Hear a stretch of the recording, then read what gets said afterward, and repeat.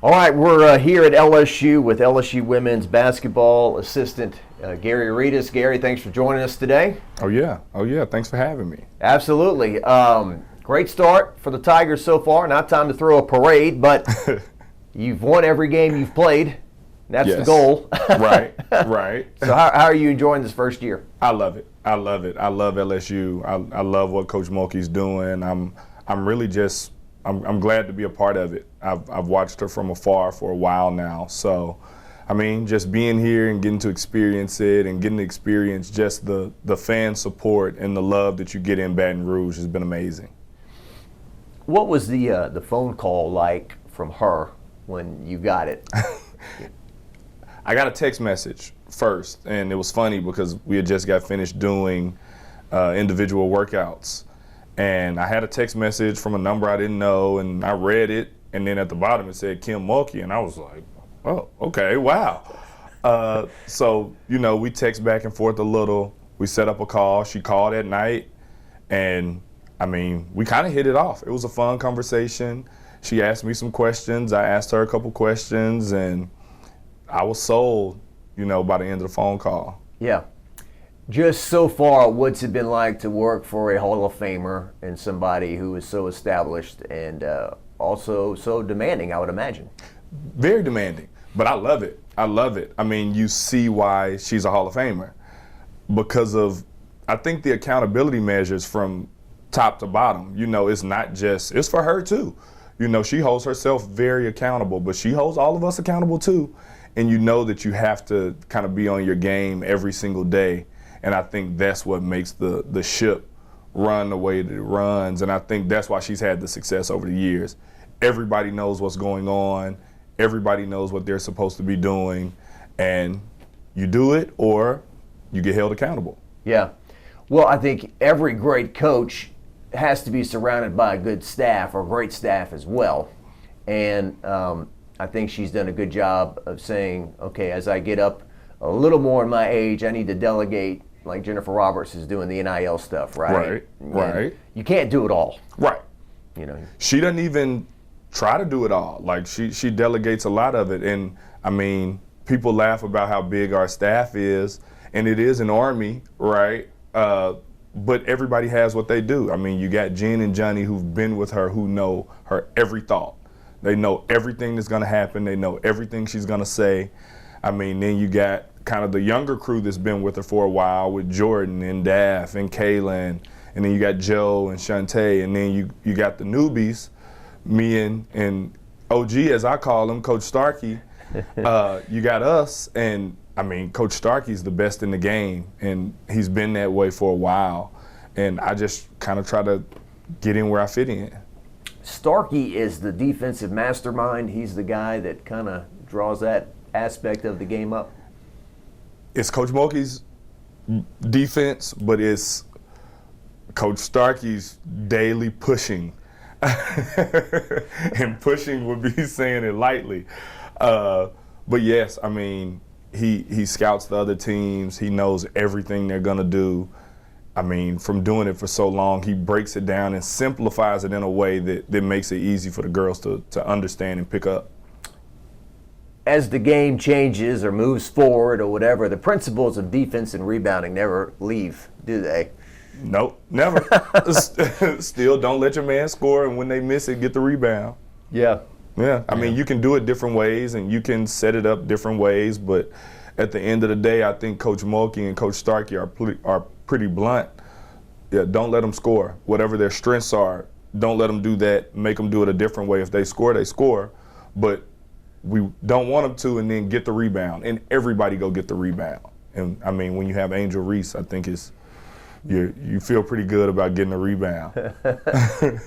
And when you talk about Angel Reese, before the year, Coach Mulkey said she couldn't tell if she's left-handed, right-handed, and she does just kind of throw things up with either hand, right?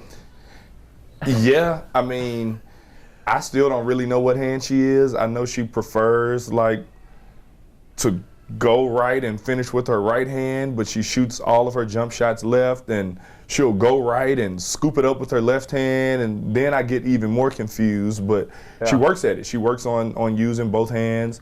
She proudly says that she's ambidextrous.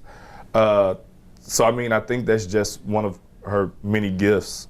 Yeah. The other night when she stole the ball and made that almost half-court shot against Texas A&M, I mean, it had a very unique look to it, very unique delivery, and how did she even get that off type? First, the steal.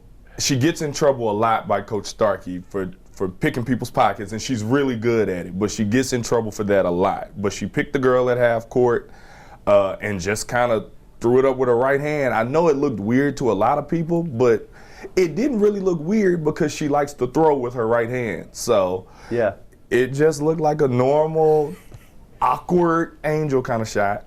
So you said get in trouble, meaning if you go after a steal, you could foul. Yes. Or your defender goes up the floor and you're left behind. You know? Yes. She's gotten her share of tongue lashings, especially by Coach Starkey, because she's either done that and fouled. And one thing that we've preached to Angel was the improvement in staying. She has to stay on the floor. You know, she played 20, 25 minutes a game at Maryland last year, and that's really only because she used to be in foul trouble. So, you know, we preach to her about staying on the floor and staying solid. She can keep anybody in front, but sometimes she likes to get the spectacular steal. So we want her to stay solid and be disciplined. Yeah.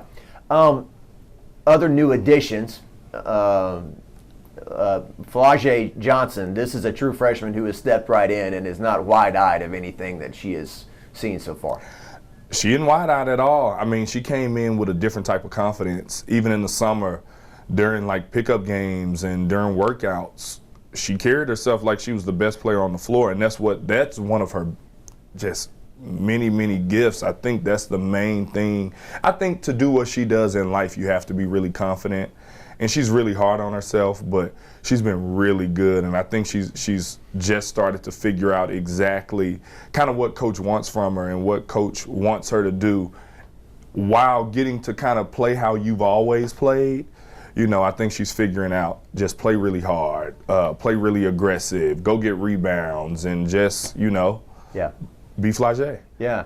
She had a rap performance at the tip-off event type thing that was outdoors. Yeah. But it's funny because all the girls know her songs because we hear them, we play them in practice. You know, they play them in workouts. I think that's the fun part about it. Like the girls really support her because there are a lot of teams and there are a lot of places that you could be where there might be jealousy about that or something, but the girls are really supportive and you know, they love Flau'jae's rap career. Yeah, yeah. Well, it just shows how much things have changed, right? I mean, even since you played. I mean, you wouldn't be at practice with one of your teammates' rap song playing. No, you wouldn't be. And I think that's like the cool part about it. And I think it's even cooler that like Coach Mulkey really embraces it and really wants Flau'jae to embrace it. Now, correct me if I'm wrong, but I think Flau'jae has said no performances during the season. No performances during the season. I mean, she did enough, I guess, during the summer. She'll kick it back off right after the season. She has some stuff lined up. I mean, I know she'll release some music during the season, and like she gets on her social media and does some different stuff, but no performances. She's super locked in. Summer tours only, right? Yes, yes. No winter performances. None. So, and then you've got like glue of the team. Like, I mean, Alexis, I feel like she's been here longer, but she's only been here, this is her second year. Right. But seems like she's back to normal in terms of driving to the hoop, making acrobatic shots, and then obviously she's a deadly outside shooter also, right? Lex is like the general. We need Lex to make things go. I think that's the one thing that we wanted to see from her and the growth that we wanted to see from her since the summer. And I wasn't here last year, but, you know, from last year, she played more off the ball with KP being here last year. So I think that's what we wanted to see. We wanted to run the team. Everyone's new, but she's been around Coach Mulkey the longest. You know, this is her second year here, but it's her third year playing for Coach Mulkey. Yep. You know, she had to start games at Baylor as a true freshman at point guard. So we expect that from Lex. I mean, you talk about glue, you got Lex, you got Ladasia Williams, who's been just amazing, and it doesn't always show up in the box score, but man, what she does for us is invaluable. I mean, you got kids like Kateri Poole who come in and will play 4 different positions for us, and whatever we need, you know. Jasmine Carson, who plays an important role. You got Poa, who plays an important role. You got Samaya, who's a freshman, who comes in and there's not much of a drop-off, you know, from Ladasia or from Angel when she comes in because of the way she can protect the rim. So I think everybody just plays their role, and we just try to piece it together. And Ladasia, so soft-spoken, kind of unassuming, but a huge addition in terms of her versatility. Yeah, versatility, you know, like a quiet leadership that she gives us. It's a stability. I think that we have, anytime that you have a team that is full of personality the way that this team is, I think you need someone who handles their business a little bit quieter and that you can just depend on every single day. We know what we're getting from Ladasia every single day. Yeah. And it doesn't waver. It doesn't waver. She comes in, she does her work. You know, she started to find her voice a little bit more. She helps out the younger ones. She helps out Angel a lot, you know, and I think you need that whenever you're trying to go far. Coach Mulkey took her to SEC Media Days and kind of maybe forced her out of her comfort zone to an extent. Hey, we need to put you in front of some cameras and microphones and get you to talk a little bit more. And she did well, I think, over there. And so I think she said, that's not me. But you know, she goes to the WNBA or whatever, it'll have to be her. Exactly. You know. Exactly. So I think she's starting to come out of her shell a little bit. She's one of like the coolest ones on the team. Like we studied their like social medias and outfits, and like she's like really, really like cool. Like that's the best way to describe Day. So she's coming out of it a little bit more. Well, you're kind of cool yourself, right? I mean, you're not the stick in the mud kind of stoic coach. I mean, you dance a little, you smile, you kind of bring that to the sideline and to the warm-ups and all that. Yeah, Coach Mulkey, when she wanted me to come here, she told me to be me. And I only know how to be me. I like to have fun. Like basketball has been my life for a really long time, and I love it, and I love to have fun. So I dance around, you know, I stomp around. I'm not gonna wear just your normal outfits a lot of times to the games. I like to have fun with that too. And yeah, I think that's kind of just what makes me me. Yeah. Schwartz, he wears some stuff too, right? I mean, is there going to be like a competition? Or? We have a friendly competition. I call Joe my son, so I'm trying to groom him up a little bit and turn him into next me. So we have a little bit of a friendly competition, but we always actually like send our outfits to each other, like the night before the game. So we like are friendly with it, but we also like make sure that we get each other's approval. Yeah. I don't think there's any chance you would show up wearing the exact same thing, but just in case, right? Right. So one of the big reasons I came to talk to you, so I had a chance to go up to Shreveport and visit with Michaela Williams. This is the #1 player in the country. She's from Louisiana, so there are some parallels as you are about to put up a Simone Augustus statue at least. Right. Keeping the talent at home is something that maybe kind of slipped in previous years that you guys, I know Coach has said, is very important. Yeah. The first conversation that we had, you know, because Coach Mulkey brought me in to, you know, recruit and bring in the best players in the nation, she made it very clear that priority 1, 2, and 3 were to keep Michaela Williams home. So I think, and I had a previous relationship with Michaela from my time at previous schools. Great kid, but we had to keep her home. She's a supreme talent. She's one that we felt like, you know, could take our program to the next level. So even before we had Angel, you know, the focus was, you know, to get Michaela so she could kind of propel us to the next level. But we just happened to bring in Angel in that time. We just happened to have Flage, you know, so we feel really good about the future. I think with anytime you have a kid that's in state, you know, or at a neighboring state that's, you know, just a couple hours away, you have to keep them home. And I think that she understood that. I think that she always wanted to come to LSU. I think that she always wanted to stay home and play for her home state. I think she just needed a reason to. Yeah. those are the things that always hurt 100 times worse, right? You watching March Madness and, there's Michaela Williams taking Duke to the Final Four or whoever. It's right. like, and everyone, how'd she get away? Yeah, exactly. We couldn't have that. We couldn't have that at all. So we're glad she's staying home. Yeah. What is, you told me that she gets up at, and she told me herself, she's not sleeping in. She's getting up at 4 in the morning, 5 in the morning, shooting hoops before school. It's every single morning. She'll text me or she'll call me or I'll see it on social media and she's up working because she wants to be great and she puts in the time. She dedicates a lot of time to it.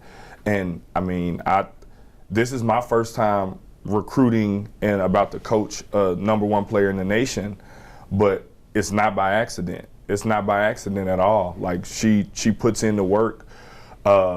She wants it, man. She really wants to be great. It's a joy to even see it and to see it kind of form over the years because she didn't just start this. She's been doing this for as long as I've known her and known about her. So, I think it's just all of the success that she's seen is a testament to the hard work that she puts in. And it goes back to her 8th grade year with you, right? Yes. When you discovered her? I told you I had one of my former teammates is her trainer. He called me about her and I thought that it was the normal call. Okay, I'll check it out. But when I checked it out, it checked out.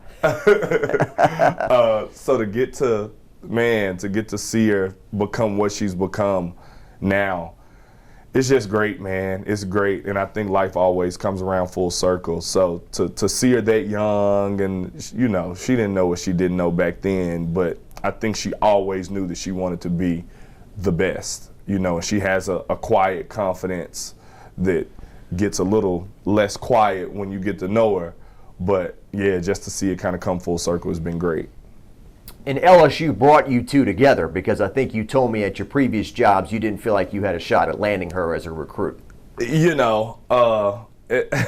Vanderbilt, we were in early, so we were like, let's see what we can make happen, and we built a really good relationship. When I went to SMU, there was no chance, so there was no need to even reach out. We stayed in touch kind of via social media, but, nothing really. But when I came back here, it was great, and it was funny. Our first conversation, I was like, oh my God, I'm so excited to talk to you again. And we just kind of laughed. And, we really just picked up where we left off. Yeah. And she's got a little brother who apparently is like her buddy, right? Oh my God, they're inseparable. They're inseparable. It's actually his birthday today. But they're inseparable. When she comes and visits, they're together the entire time, doing TikTok dances and walking around, and she's showing him stuff.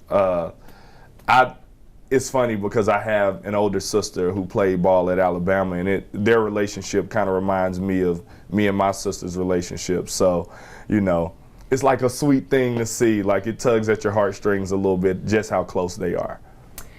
You've got to feel like this thing is really moving in the right direction because you don't deal with the problem that the men's game deals with in terms of the one and dones.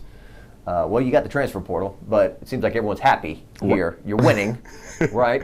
And so, to keep Angel Reese around and Flage and some of these other players, and you throw Michaela in the mix. I'm thinking this is a national championship caliber roster next year. It's Kim Mulkey. And I think that's enough said.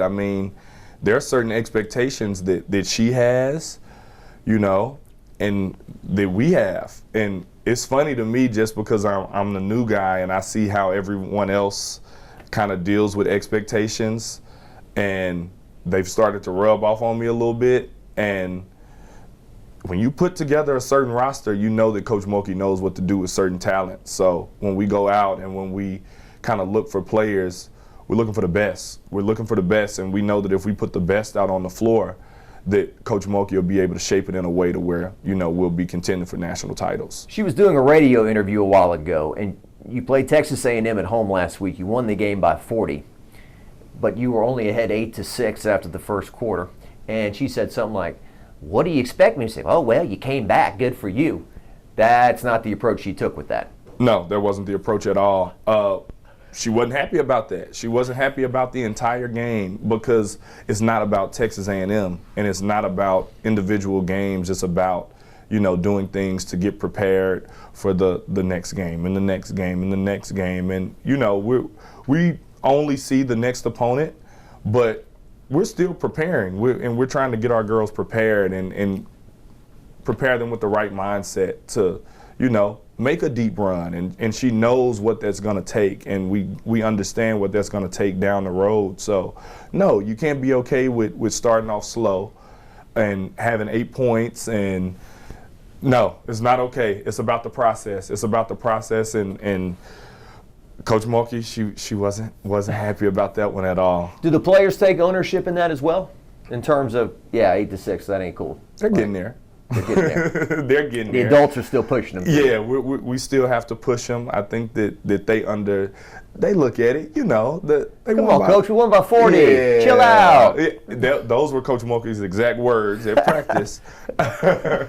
So I think that they're getting there. I think that you see them come out against Kentucky the next game on the road, and they started better. Yeah. We've been preaching that. We want to start better and finish strong. So, but then maybe you didn't finish like you wanted. So that's exactly. the next motivational. That's the next thing. Exactly. Like we got to put it all together, because against some teams you aren't going to be able to start slow or finish slow.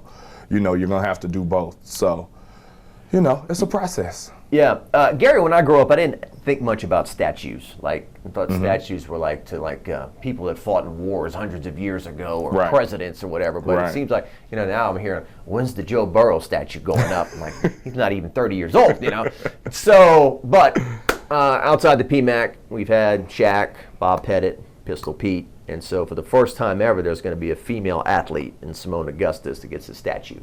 Coach Mulkey obviously played a pretty large role in that. I would imagine that somewhere down the line there may be a Sylvia Fowle statue as well. But what are your thoughts on that happening? It's amazing. It's amazing. I grew up, my sister played against Simone Augustus, and I was a huge fan growing up. So to be able to kind of see this all culminate it's amazing. It's amazing for the young ladies on our team to see that it's possible.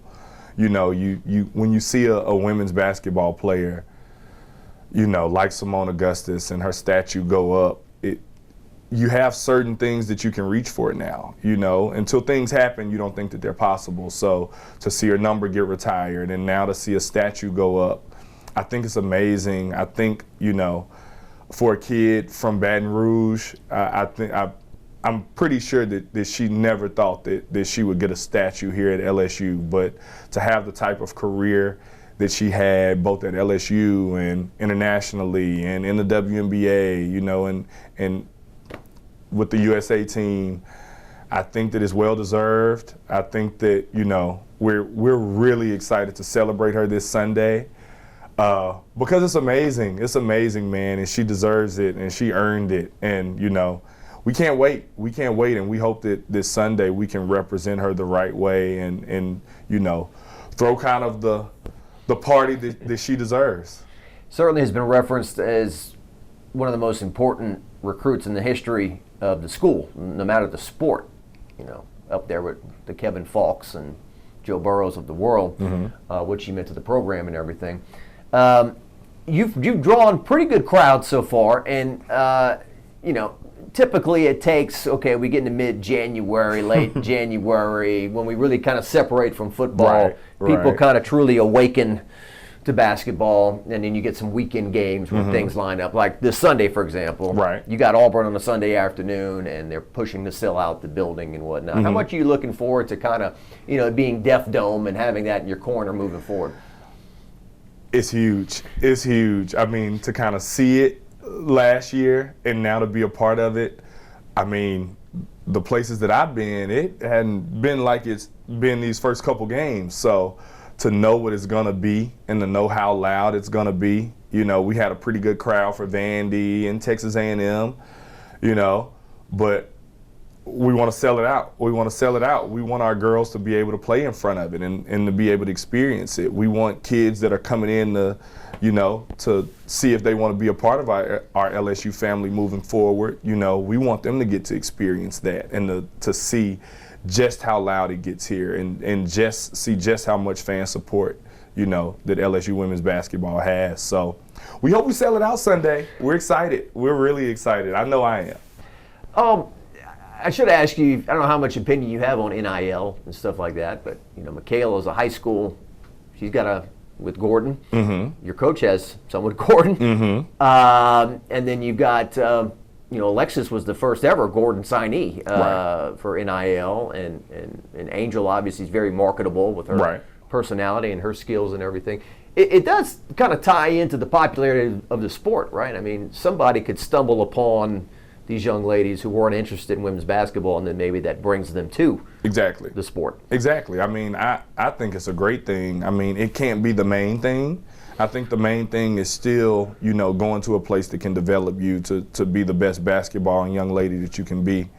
But it plays a part in it, and you have to adapt. You have to adapt, and you have to kind of roll with it. I think it's great that they can get compensated for their name, image, and likeness.